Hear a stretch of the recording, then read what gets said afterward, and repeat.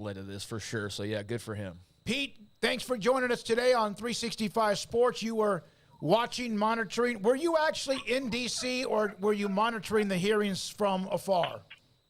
I was monitoring the hearings from afar. Okay, watch my laptop.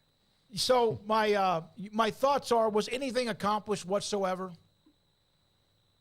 No, gosh, no. It was I learned more about what every representative who sat on the committee, what their favorite in-state school was and their mascot, than getting any legislation done.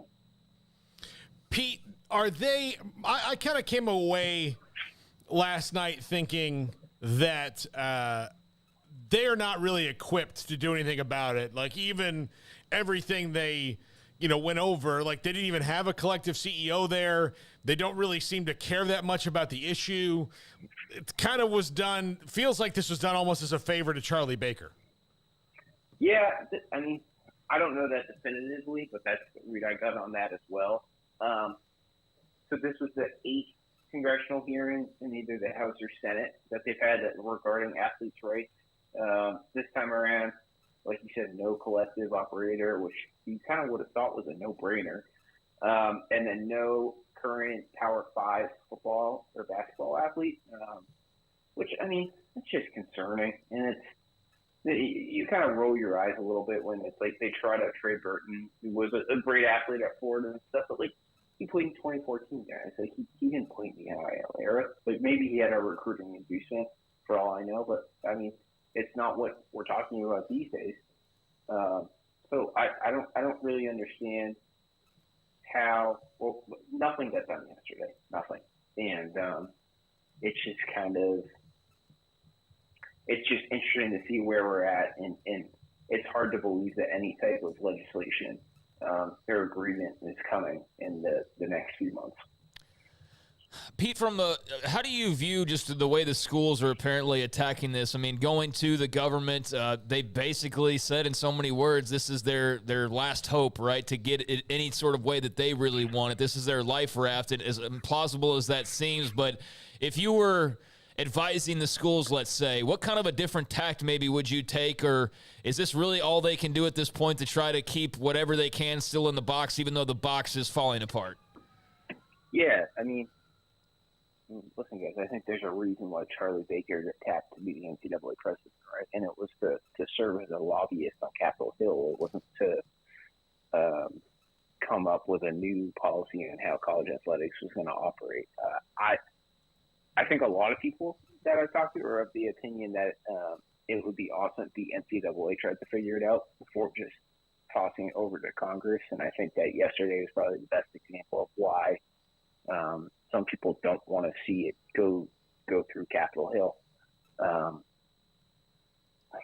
it all plays out, I'm not sure. It'll be really interesting. I don't know if you guys have heard about it, but there's a case, a court case right now called Johnson versus the NCAA, which will eventually decide on the idea if an athlete is or is not an employee.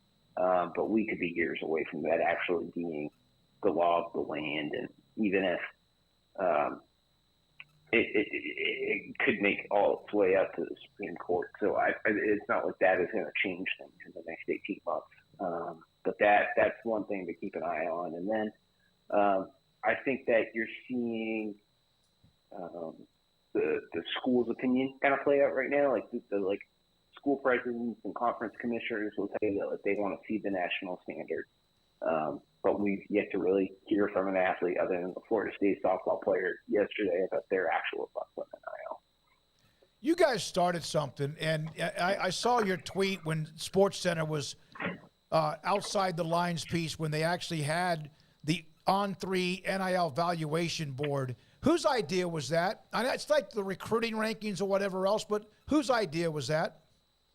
Yeah, I mean, that was all from our founder, Shannon Terry. Obviously, he has a track record at Rivals and 247.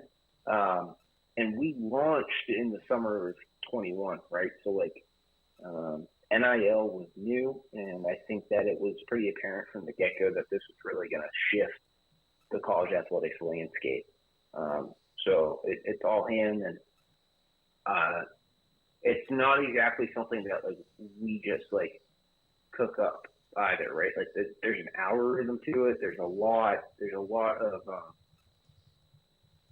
data that goes into it, and there's it's not just people saying, oh, this is what we've heard, let's punch this in. Like, no, there's an algorithm. It's based on an athlete's performance, exposure, and influence, and then an athlete has a roster value and a brand value that comes together to form the on-3 NIL valuation. Pete, in your dealings, how many of the collectives are disorganized or predatory, and how many of them are actually like humming along and doing what they were intended to do for the most part? What are we calling disorganized? Are we saying that like they offer athletes recruiting inducements, or like they don't have their ducks in a row? I guess that would create a third category, wouldn't it? Let's say recruiting inducements. Let's give it the three categories then. How many does it like fall into? Yeah, I would say that it's tough. Let's say there's roughly 120, give or take, collectives. I tell you that a solid, I don't know, 65 to 70 are operating with the idea of we need to raise a lot of money and focus on roster retention, and recruits will see that, see that we have raised X amount of dollars and paid X amount of athletes, and if they go to that school, then there will be NIL opportunities, and that's how a lot of schools are operating. And then you probably have about 20 to 30 that are playing the inducement game. It's really tough because there's so much crossover, right? It's like the collectives that are trying to raise the money for roster retention are also doing it. It's all big ones. It's a mess, man. But I think the other question you have to ask yourself is, there's a lot of people operating collectives who are trying to do it for the good of their school, right? It's not like they are actually predatory towards the athletes. Pete, taking a look at these Final Four teams, I mean, there's one booster there in South Beach that everybody seems to know by name, and I guess he's laughing pretty good right now, given the women went on a great run up until last weekend. The Cavender twins, of course, a part of a lot of NIL discussion over the last year, but Nigel Pack and others on the basketball team, it wasn't the only way they got to where they are. By no means is this just solely an NIL story, but taking a look at Miami, and I know you looked at others here in the Final Four and how they approach NIL, what were some of the things that maybe stood out to you about the Canes and anything else that you found of interest? Yeah, so with Miami in particular, right? So I talked to John Ruiz, is one of his top attorneys who oversees NIL, and they signed 4 athletes to deals, and they're all the players that you'd expect. It's Isaiah Wong and Nigel Pack, Jordan Miller, and it's they would not provide details on the amount of money they've spent. They said it's significantly less than football, but at the same time, like, there's a lot more football players signed on a life wallet than basketball, so I'm not really sure how good of an example that is. Just to make that clear. But yeah, I mean, the NIL market at Miami is extremely more developed than it is at San Diego State, Florida Atlantic, and UConn. That's just a reality when you have $1 billion booster in that market. At the same time, at Florida Atlantic, Ross Dellinger from Sports Illustrated reported today, they didn't have a collective really going into March Madness, and they've started one in the last few weeks, and it's raised like $65,000. So I think we're seeing that, like, the product on the floor does equal fundraising dollars. Pete, the teams that we've seen run this tournament, yes, in the end, you do have UConn, who's won a bunch of national titles. Do you think NIL or the transfer portal gives teams like San Diego State, FAU eventually, or Creighton, whoever, a chance to maybe be more successful than in the past? Totally. I think that right in years past, and this is just thinking like big picture, but like if an athlete was at a top 25 school, they really didn't have a reason to leave, right? Because it was so much more difficult. Now, if you're a high 4-star recruit and you don't get playing time that you want coming out of that first year, you can just go leave and go play for a really good school probably and really boost those minutes. And then, I mean, if an athlete's listening to this, entering the transfer portal does not equal NIL cash, okay? There's only so many roster spots to fill. But there is that thought that, hey, if you enter the portal, there is a chance that you might receive this lucrative offer to go play. And obviously that's against the NCAA guidelines, but we've only really seen that the NCAA come down on anything like that once, and it wasn't even about NIL.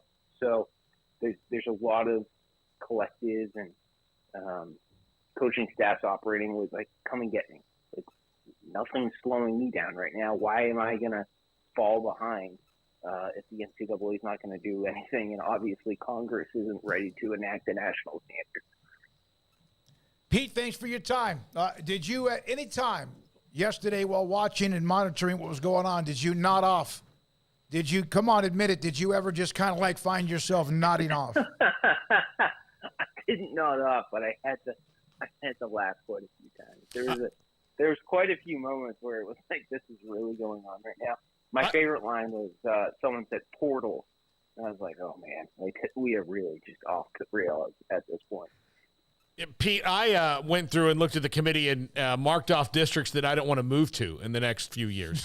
Because of what the questions or lack of because of who represents it. So yeah, I'm like, well, look, I'm not moving to Buddy Carter's district. I'll tell you that right now. That was. Yeah, I'm surprised somebody didn't come in with a full jogging suit, and from James Franklin so whoever was representing the area with Penn State did not have a Penn State Nittany Lions warm-up suit.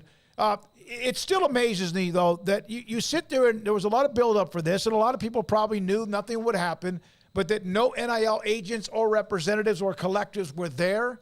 And it's like, who would not have at least stopped for a second and said, hey, by the way, why don't we have somebody that knows what they're doing and give us their perspective? Yeah. Incredible. Did you guys see the representative from Georgia trot out in his red jacket? Yes. That's Buddy Carter. Yeah, that's. Yeah, I'm surprised he didn't have Uga in a cage, like in a little dog carrier right behind him or something. Pete, you're doing a great job, buddy. Thank you very much. Appreciate your time. Appreciate it. Have a great day. Pete has there's an article on 3, and of course everybody was there, either monitoring or whatever else. Max Olson, who